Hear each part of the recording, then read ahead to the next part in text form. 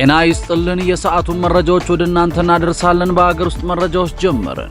የህወሓት አባላት ናቸው የተባሉ ታጣቂዎች ተማሪዎችን አፈኑ፣ ቤትም አቃጥለዋል መባሉ ተነገረ። በራያ አላማጣ ከተማ በሚገኘው የኪዳነ ምህረት ቤተክርስቲያን ጉባኤ ቤት ይማሩ የነበሩ ከ50 በላይ የአብነት ተማሪዎች በከተማዋ ውስጥ በሚንቀሳቀሱት የህወሓት ታጣቂዎች ታፍነው መወሰዳቸው የአካባቢው ነዋሪዎችና የአብነት ተማሪዎች ገልጸዋል።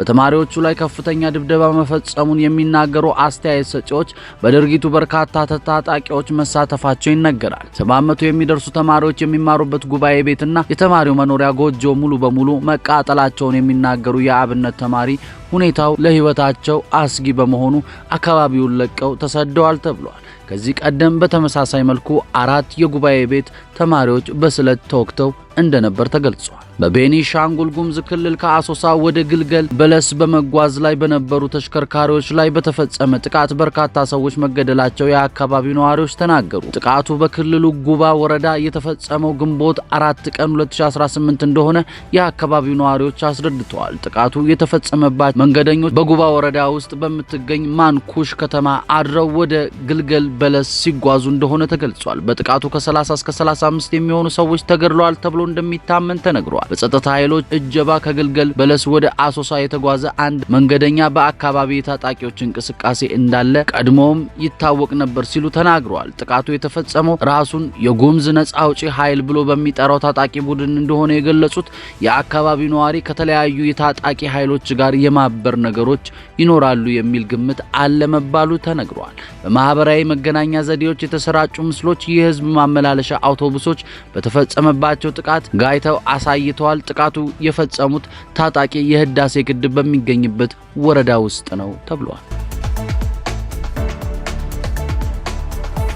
በትግራይ እየተስተዋለ ነው የተባለው የፕሬስ ነጻነት አፈና ተባብሶ መቀጠሉ ተነገረ። ለጋዜጠኞች መብት ጥቃት ለመሟገት የተቋቋመው ቮክስ ትግሬ የተሰኘው ድርጅት በዳሰሳ ጥናቱ ባለፈው 1 ዓመት መሸርሸር የጀመረው በትግራይ ፕሬስ ነጻነት ይዞታ ባለፉት 6 ወራት ደግሞ አስከፊ ሆኖ ታይቷል መባሉ ተገለጸ። የተባበሩት አረብ ኤሚሬትስ በኢራን ላይ ሚስጥራዊ ጥቃቶችን ስትፈጽም መቆየቷ ተገለጸ። የመካከለኛው ምስራቅ ጦርነት በተመለከተ አዳዲስ ክስተቶች እየተሰሙ የመጡ ሲሆን ራሴን በመከላከል ላይ ነኝ ስትል የሰነበተችው ኤሚሬትስ አሁን ላይ በረቀቀ መንገድ ኢራን ላይ ጥቃት ስትፈጽም መቆየቷ ተነግሯል።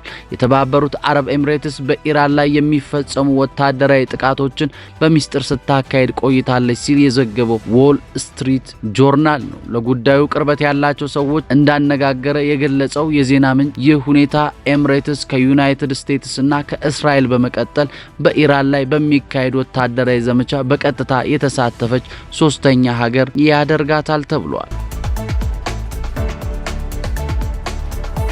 የባህር ማዶ መረጃዎችን ስንመለከት ደግሞ ትራምፕ በኢራን ጉዳይ የቻይና ድጋፍ አያስፈልገኝም አሉ። የአሜሪካው ፕሬዝዳንት ዶናልድ ትራምፕ ዋሽንግተን ከቴሄራን ጋር ለገባችበት ዲፕሎማሲያዊና ፖለቲካዊ ፍጥጫ የቻይና ፕሬዝዳንታዊ ዢ ጂንፒንግ እርዳታ እንደማያስፈልጋቸው በይፋ አስታውቀዋል።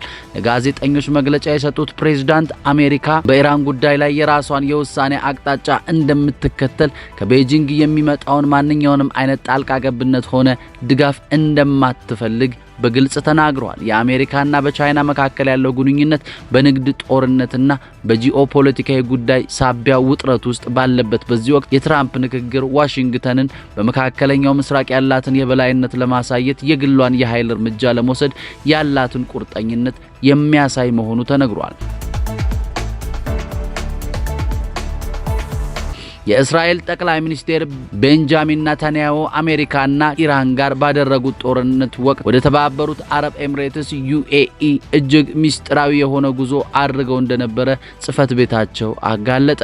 ጠቅላይ ሚኒስትሩ በዚህ ድብቅና ወሳኝ ጉዟቸው ከዩኤኢ ፕሬዝዳንት ሼክ መሐመድ ቢን ዛይድ ጋር የተገናኙ ሲሆን ይህ ታሪካዊ ክስተት በሁለቱ ሀገራት መካከል ላለው የጠበቀ ግንኙነት አዲስና ታሪካዊ ምዕራፍ የከፈተ መሆኑን የጠቅላይ ሚኒስትሩ ጽፈት ጽሕፈት ቤት በይፋ አስታውቋል። ከዚህም ሚስጥራዊ የዲፕሎማሲያዊና የጸጥታ ግንኙነት ጀርባ ያሉ ተጨማሪ አስገራሚ መረጃዎች ከየአቅጣጫው እየወጡ ይገኛሉ። የከፍተኛ አሜሪካውያን ባለስልጣን መረጃዎች ዋቢ በማድረግ በዚህ ሳምንት መረጃ ላይ እንደተዘገበው በጦርነቱ ወቅት እስራኤል አይረን ዶም በመባል የሚታወቀውን ዘመናዊ የጸረ ሚሳኤል መከላከያ ስርዓቱን ከሚያንቀሳቅሱ ወታደሮች ጋር ወደ ተባበሩት አረብ ኤሚሬትስ ልካ እንደነበር ተረጋግጧል። በባህሬን የቀረበው የተባበሩት መንግስታት ድርጅት የሆርሙዝ የባህር ዳርቻ ውሳኔ የ112 ሀገራት ድጋፍ አገኘ። የተባበሩት መንግስታት ድርጅት የጸጥታ ምክር ቤት በሆርሙዝ የባህር ዳርቻ ለመዘዋወር ነጻነት የሚጠይቅ ረቂቅ የውሳኔ ሐሳብ የ112 ተባባሪዎችን ማግኘት የዲፕሎማቲክ ምንጮች ገልጸዋል።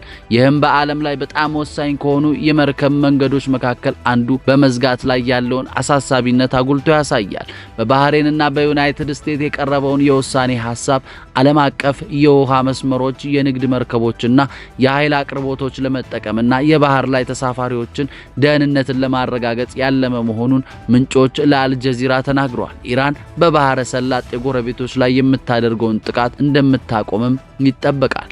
ኳታር፣ ሳዑዲ አረቢያና ኩዌት፣ ማናማና ዋሽንግተን በዋና ስፖንሰርነት የተቀላቀሉ ሲሆን ህንድ፣ ጃፓን፣ ደቡብ ኮሪያ፣ ኬንያ፣ አርጀንቲናና አብዛኛዎቹ የአውሮፓ ህብረት አባላት ሀገራት መፈራረማቸውን ምንጮች አስታውቀዋል። በኒውዮርክ የአልጀዚራ ዘጋቢ ጋብርኤል ኤልዚንዶ ዝርዝሩን 3 ሙሉ ገጾች አያይዞታል ብሏል። ከዚህም ዝርዝሩ 3 ሙሉ ገጾችን ይይዛል ብሏል። ከ193ቱ የተባበሩት መንግስታት ድርጅት አባላት ሀገራት መካከል 2/3 ድጋፍ ሰጥተዋል። ባህሬን ለምክር ቤቱ ረቂቅ ሐሳብ ስታቀርብ ይህ ለሁለተኛ ጊዜ ነው። ባለፈው ወር የቀረቡት የመረጃው የመጀመሪያው በቻይናና ሩሲያ ውድቅ ተደርጓል። ድምጽ የሚሰጥበት ቀን ግን ገና አልተወሰነም።